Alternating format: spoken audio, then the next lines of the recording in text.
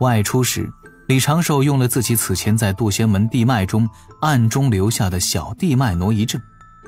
那挪移阵是单向的，也无法逆向的钻回来。想要不出动静就进入护山大阵，李长寿还缺了几样破阵的灵宝。稍请灵和驾云自小琼峰去了破天峰，领了外出的玉蝶，又匆匆赶到山门处。那守门的老大爷老仙人还不放心地叮嘱了一番：你这般女弟子出门，要当小心为上啊！本就修为不高，莫要着了歹人算计。灵和连忙点头应答，说自己只是在附近散步走走，寻找几样草药，回去学习炼制丹药。飞出山门，灵和驾云朝着师兄所说的山林赶去。李长寿早早就在此地等候了，见师妹自林梢上驾云而来的身影，也不由得有些出神。灵娥是得了指道人传讯便匆匆飞出来的，未着半分妆容，但是那张俏脸精致可人，白皙的肌肤惹人怜爱。最难得的便是她自身那清新灵动之感，在清晨日光的映衬之中几乎满溢了出来。灵娥身上的浅绿长裙搭配着那镶嵌了几颗黄玉的束腰，又将她美好的身段展露了大半，鲜美已足夸，难得玉无瑕。李长寿心底一叹，还是看着长大的师妹靠谱且安稳。我被大法师带的，竟然开始想这些有的没的了。不过话说回来，我对师妹是不是也该换个态度，莫要让她疑心疑鬼，专心修行。灵娥突然在10丈之外顿住了身形，长长的睫毛忽闪忽闪，顿时发现了什么。有问题，肯定有问题。师兄，你又在考我对不对？灵娥的嘴角一撇，有些不满地轻哼一声，肯定是放了个纸人在那儿，我过去就中陷阱了。真的是，人家听到你说话就连忙跑出来了，头发都没来得及打理。李长寿他就静静地看着灵娥放出2只纸人，朝着自己的这具带着本体的指道人凑了过来，一点一点地探明周遭落叶浅草，还小心翼翼地戳了自己脸颊2下。算了，继续教吧，差远了这个。李长寿摇摇头，指道人径直化作纸人的模样，本体从纸人背后钻了出来，化作了一只小虫。带我回去了。灵娥眨眨眼，小声问：师兄，你什么时候出去的？你猜？李长寿淡定一笑，不猜稳字经抄300遍，猜错了稳字经抄500遍。突然想把臭师兄扔外面。海神教大典过后，李长寿肩上的压力突然消失了大半，这种感觉十分明显。那些原本一直在探查南海海神教的西方教之人完全没有了踪影。一直担心龙族对天庭有所抗拒，现在发现龙族对天庭满是向往，甚至要不惜一切代价帮一批龙子搞一些低阶的神位，帮助他们摆脱业障。而受他的影响，西方教调整了驯龙策略，也开始放缓对龙族施压，四海局势开始松弛。接下来应该会有西方教之人找上门来，跟自己进行一次友好的交流。李长寿到时自会故意避而不见，拒绝跟西方教有任何沟通，不然对方很有可能用此事做文章，让龙族觉得天庭和西方教演了一场大戏呀。这种算计李长寿自然不会上当。回了山中后，李长寿与师父师妹聚了一次，对师父言说了一些有关天庭之事，并督促师妹刻苦修行。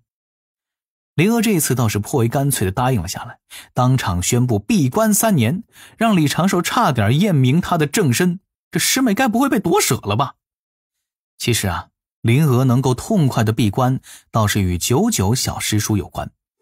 99常驻棋牌室，最近呢，有秦玄雅也经常来小琼峰上玩耍。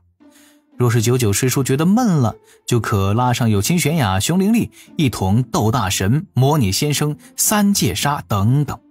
而且最近小琼峰棋牌室常驻会员又多了一位穷凶极恶的江林儿。王富贵忘情上人同志呢，闭关修行，参悟金仙道。江林儿担心自家道侣修行之事，不敢长期闭关，又想多关注一下小树林的情况，所以呢，也会常来小琼峰玩耍。如此，灵儿倒也不必担心小师叔会闷得慌，可以专心修道一段时间。灵儿如今修行起来可谓是动力十足。门内近来有不少女弟子成仙，从气质到肌肤的状态都有了质的变化，也因此灵儿也坚定了要早日成仙的信念。李长寿若是知道自己不断劝学，还不如这个理由有用，不知该会是何等感想。估计会打一顿吧，吊起来的那种。李长寿这半年除却谋划布局，也在努力地做一件小事，研究神力。他已经发现自己仙识笼罩之地都可以施展出天道赋予的神力。当然在陆地上，他这个海神就是一个没有水的鱼，蹦跶不起。但如果是指道人在大海上，自己可以凭指道人散出去的仙识，最高发挥出5成神力的功效。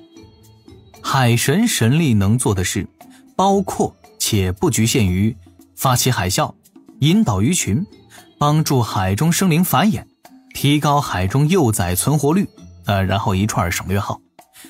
目前阶段来看并无大用，而且这一次海神教大典也对海神教本身产生了巨大的影响，海神教又迎来了一段神庙爆发期。海神与天地的威名迅速在南赡部洲西南广大区域轩辕开来，这一次已经不再局限于海滨之地了。不过李长寿提前就做好了发展规划，他可以跟那些野神争功德，但是不能抢道门香火。眨眼就到了半年之期，李长寿用神念通知了敖乙一声，让敖乙去安水城的海神庙中与自己的指导人碰面。是时候正式去天庭逛一逛，去通明殿中签个到，去凌霄宝殿打个卡，正式成为天庭的组成部分了。当然了，这次去的还是本体系列的指导人了。云霄师妹，咱们不如打个赌。三仙岛上一处偏僻的林崖阁楼中，那道在蒲团上静静打坐的倩影缓缓睁开一双明眸。这玄都师兄平白用这般事扰我心境。云霄的纤手一翻，掌心多了那只画轴，打开静静看着，随后便略微摇头。多想反而会落入心境乱障，这般也就中了玄都师兄的圈套了。倒不如将此事随任不管，由心而定，也不必顾虑什么。须知本心本性，得名造化道生。轻喃几声，云霄抬手轻轻一点，这画轴飞到了房中角落，自行挂在了一处青色帷幔后。随后这位截教外门大弟子嘴角露出淡淡的微笑，闭目凝神，迅速沉浸于大道中，周遭环绕出了少许晦涩的道韵。安水城海神庙后院，一身浅绿水晶甲，头戴浅绿水晶盔的敖乙精神勃发，站在自家教主哥哥的老神仙皮化身面前，兴冲冲地问了一句：教主哥哥，咱们去天庭要准备什么吗？先把你的帽子给换了。敖乙眨眨眼，摘下头上的飞翅冠，有些心虚地问了一句：哥哥，怎么了吗？这还是思思为我挑选的。李长寿摇摇头，言道：天兵天将都喜欢穿银金之色，你要合群？敖乙眼前一亮，连说自己思虑不周，跑去了一旁的房中，换了一身银光闪闪的锁子甲出来。为了这个小老弟后院和谐，李长寿也是操碎了心。李长寿看脸自己这个指导人的形象，白发束道姑，宽袖显清瘦，手端净拂尘，脚踏老布鞋。这般就可以了。那身朝服穿上之后，当真是太闷骚了。又听敖乙在旁边小声道：教主哥哥，母后让我带上了一些给天庭仙神的见面礼，这个该怎么送啊？哦，见面礼都是些什么？敖乙忙道：都是些不成器的物件，与修道无关，像是什么南海的珍珠，北海的夜明，东海的珊瑚，西海的玄晶。母后说这般也不算贿赂仙神，并非是修道所用的宝物。可这天庭仙神众多，弟也不识孰轻孰重。那无妨。这样，你看我的手势，若是我竖起大拇指，你就拿一份见面礼出来；若是我2根手指竖起来，你就拿一份重礼，或者是双份的见面礼。好。敖乙立刻答应了一声，当下哥俩也不多耽误。李长寿甩了一下拂尘，做了一朵白云。敖乙问：哥哥，不如我用龙身载你？莫要这般。某不想成为龙骑士的人教弟子正色道：在天庭做事，最重要的便是低调。咱们图的是天庭功德，又不是为了在天庭扬名立万。敖乙面露惭色，老老实实地跟在了自家教主哥哥身旁。白云飘起，2个人缓缓升天而去。这一路倒是风平浪静，飞到了空中约有100里高，一股剧烈的罡风自4面8方吹来，如刀刃一般割向着一龙一纸人。敖乙立刻放出了仙力，做了一个屏障，这罡风自然是动不得他这般的天仙境。又上升数十里，一层肉眼可见的天火出现在上方，他们随意地闯了过去。罡风天火主要是阻止仙人之下的生灵飞到洪荒的高空，闯过天火带，头顶的天空顿时变得更高了，原本的蔚蓝也变浅变淡了许多，上方飘着白云朵朵，一条条云路隐藏在白云间。李长寿也是第一次上天，没什么经验，只能够凭感觉带敖乙落到了云路上，朝南赡部洲正中的位置飞去。飞了不过片刻，一座宏伟的白玉天门出现在了2个人的视线中。瞧着天门，一体宛若白玉城，雕龙勾凤手清明，朱邪宝剑悬空挂，上书南天震奸佞。李长寿莫名的有些小激动，我现在比18岁那年定好的先生规划更早也更舒适的抵达了此地，跳出了封神这个大坑，再不会做那种最惨的封神炮灰。最惨指被杀了还上不了封神榜的那种。李长寿端着拂尘，带着敖乙驾云缓缓向前。守门的天将见了，先是面露疑惑，随后就想到了什么，仔细地辨认了几眼，立刻对着各处传声：都打起精神，那位海神来天庭了。顿时守在天门前的天兵齐齐振作精神，那天将连忙捏碎了东木公留下的玉符，与几位天将一同向前主动迎接。敢问您可是玄上无缺四海大神？李长寿含笑点头，十分的慈祥。几名天将顿时面色一喜，一人道：可否展露神力？我们也要做个验证才是。李长寿甩了甩拂尘，一抹金光在他的身周涌现，整个人都多了几分神圣之感。众天将立刻抱拳行礼，李长寿做了个道一还礼，笑道：哈哈哈哈，如此可验明正身了。自然，海神请。善。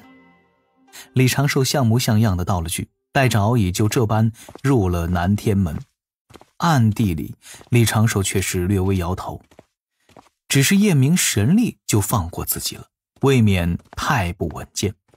既无详细盘问，又无搜身盘查，更是不觉这是化身还是傀儡。回头啊，还是要跟玉帝陛下提一提此事，不然以后自己带师妹师傅上天庭来，完全没有什么安全感嘛。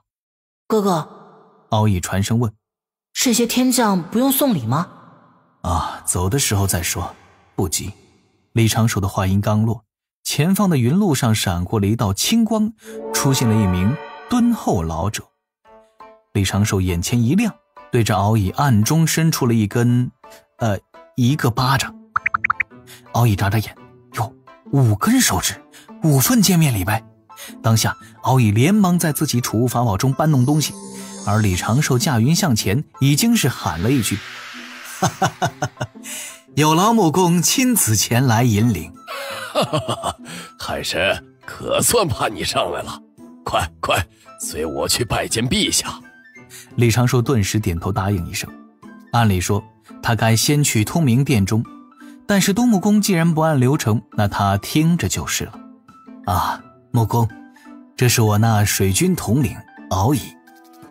敖乙，快向前拜见，这是天庭东木公，陛下最信任之人。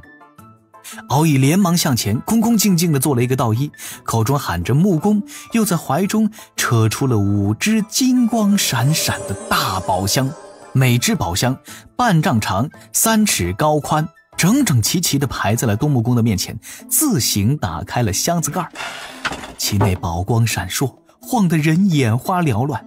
熊伶俐拳头大小的夜明宝珠，绝品美玉雕琢而成的玉盘，龙眼大小毫无瑕疵的大珍珠。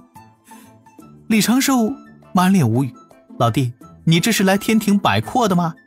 这就是你口中不成器的物件？能不能搞摆箱成器的物件折现给他海神庙送过去啊？敖乙定声道，这是晚辈这是末将的少许谢礼，还请东木公大人收下。这……东木公眨眨眼，有些心虚地看了看四周，又带着几分疑惑地看向了李长寿，想知道这是不是龙族之事的重要环节。李长寿的心底也是一阵无奈，他倒是知道龙族心热，没想到